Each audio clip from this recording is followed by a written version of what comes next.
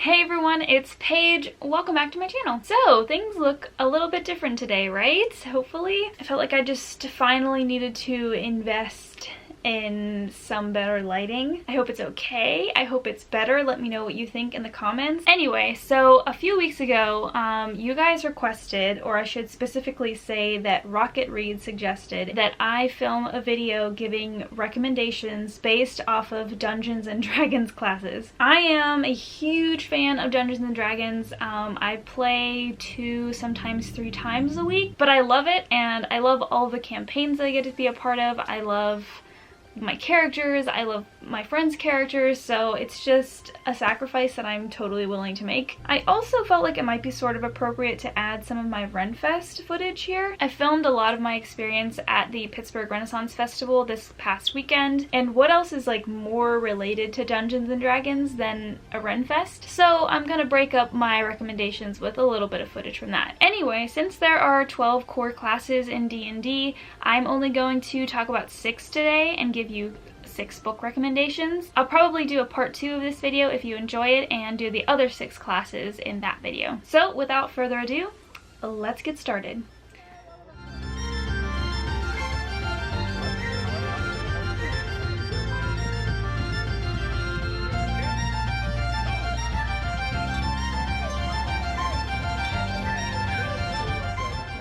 First on our list is the Bard.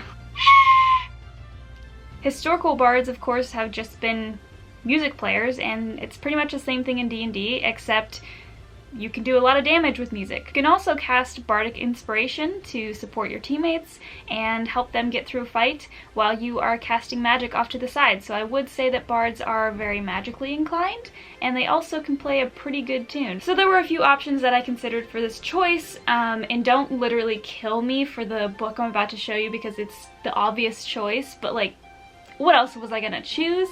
I went ahead and chose The Name of the Wind by Patrick Rothfuss. But essentially this is one of my favorite, if not my favorite, fantasy novel, and Patrick Rothfuss himself is a big D&D player, so this makes this recommendation even better. Kvothe is a young man who is in a traveling performing group with his whole family. When he's very young, a tragedy takes place, and he is sent on a very heroic journey to improve himself and learn magic and improve his bardic skills.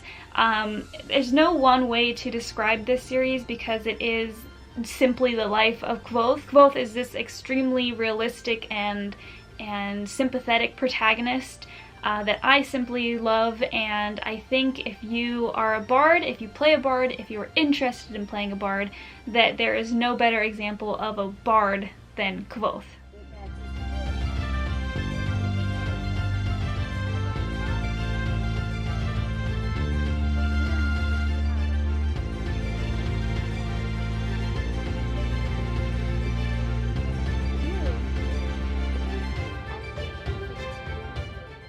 Next up, we have Druids. Now, Druids are all about intelligence and wisdom. Druids are very in tune with nature and animals, and they also are very magic reliant. Druids can do something called wild shape, where they can turn into an animal of their choice. In the campaign that Troy is DMing, I am playing a druid named Zinnia, and she is not only a druid, but she is also a dryad. Anyway, the book that really came to mind for me when I was thinking about druids was actually The Bear and the Nightingale by Catherine Arden.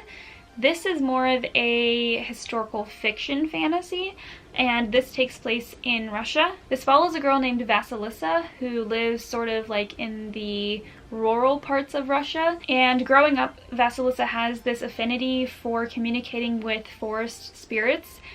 She kind of takes influence from her pagan like grandmother and family, and then one day Vasilissa gains a stepmother who refuses to allow Vasilissa and anyone in her family to worship the forest spirits. If anyone would encapsulate what a druid is, it would be Vasilissa. I would highly recommend this to you if you enjoy those like fae, magical landscapes. This is a really cool series for that.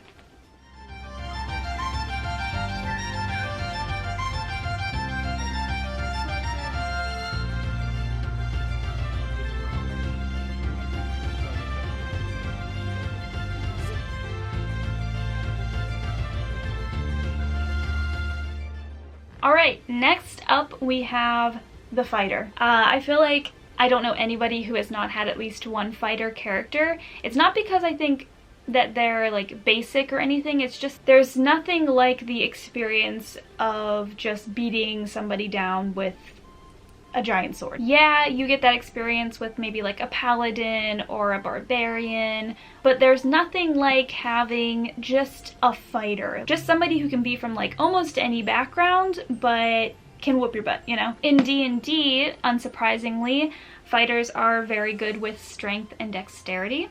I have had one fighter who is probably one of my favorite characters of all time. Her name is Brine Al-Nazim. She is a pirate fighter. So for this one, it was also a struggle because I could think of pretty much all of the characters in any Sarah J. Maas book that are fighters, like literally Sarah J. Maas writes fighters.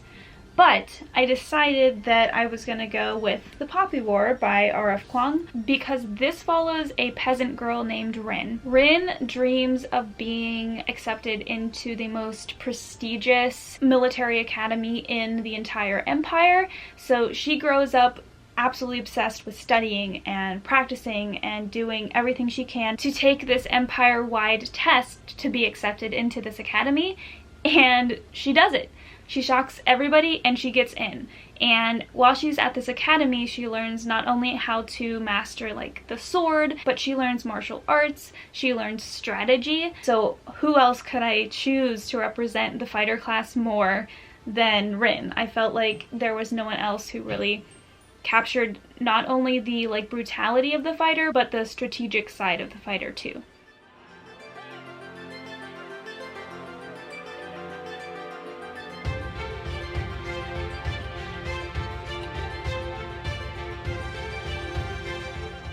Alright, next up we have the rogue class. I've had one rogue and her name was Eileen. She was a small woman who was really sneaky.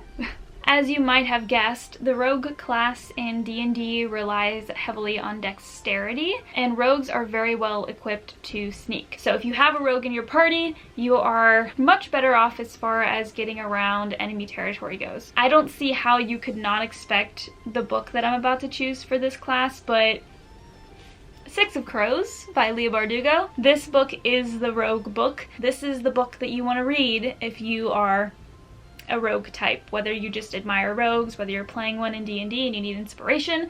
This is it. This is a multi-perspective young adult fantasy duology that follows this group of 6 individuals who come together through varied circumstances to pull off a heist at a very well guarded prison called the Ice Court. If you're familiar at all with the Grishaverse, which is the universe that this duology is set in, then you know that there's a lot of magic in this universe as well, so that's also at play in this duology.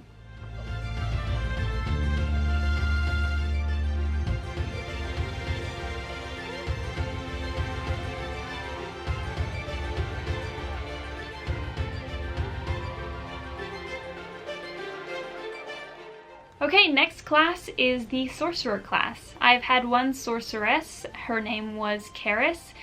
She was a succubus who was definitely very good at fire magic, unsurprisingly. So a sorcerer in D&D actually draws their magical power from the bloodline that they're a part of. Sorcerers are very good with constitution and charisma. For multiple reasons, I decided that the book I wanted to go with the most for this class is The City of Brass by S.A. Chakraborty. This is also multi-perspective, but in this first book there are only 2 perspectives, and the main one, I would say, is a girl named Nahri, who is originally living in Cairo, Egypt. Nahri has lived as a con woman in the streets of Cairo for many years up to this point, but one day she accidentally summons a very powerful djinn named Dara.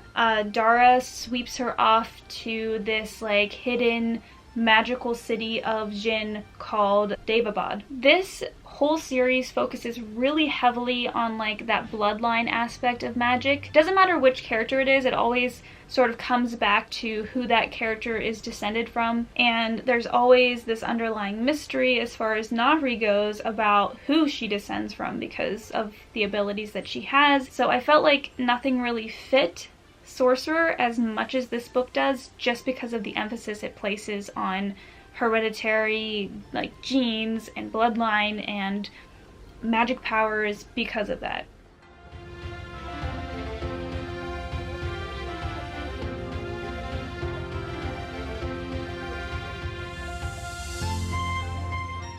Okay, the last class I'm going to talk about today is the Warlock class. So in D&D, Warlocks draw their power from an extraplanar entity. If you're kind of bad, that could be like a demon, or it could be like an archdevil or something like that.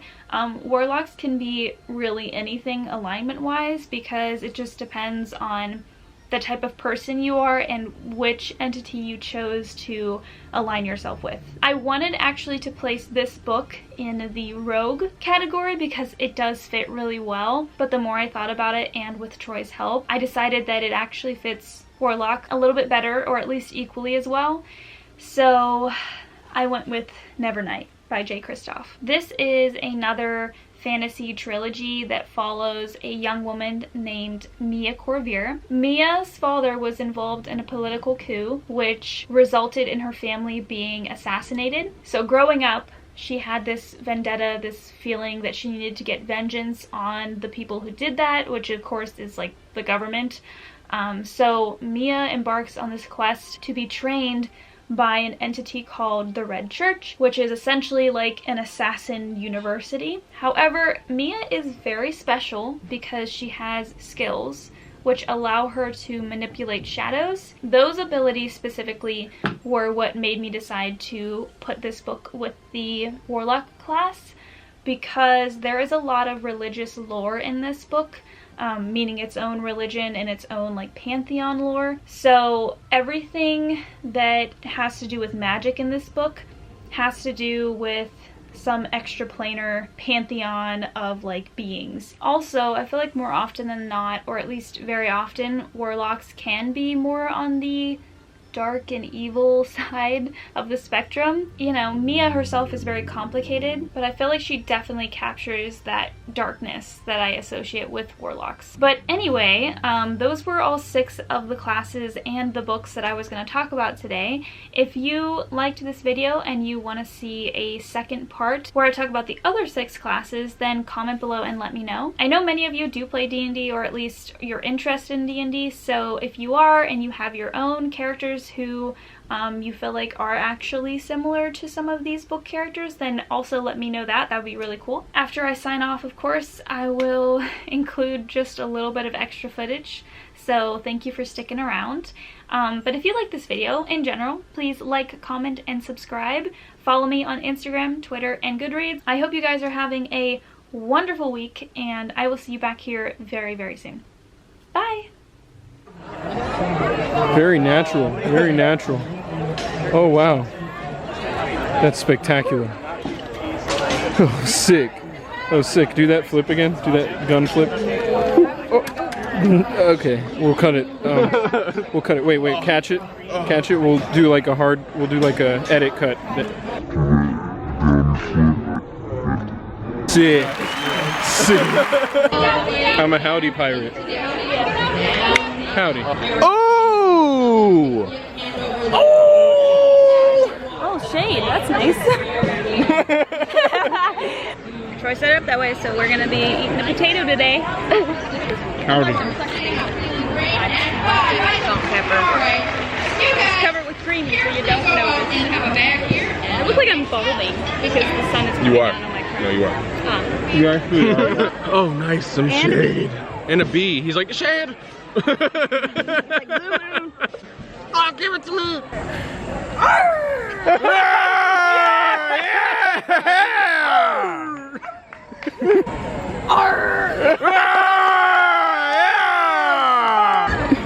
You know, I think I'm gonna give up pirating and work at the mirror factory. I can really see myself there. Woo! Knock, knock, knock, knock, knock! Who's there? Who's there? The Kraken! Ah!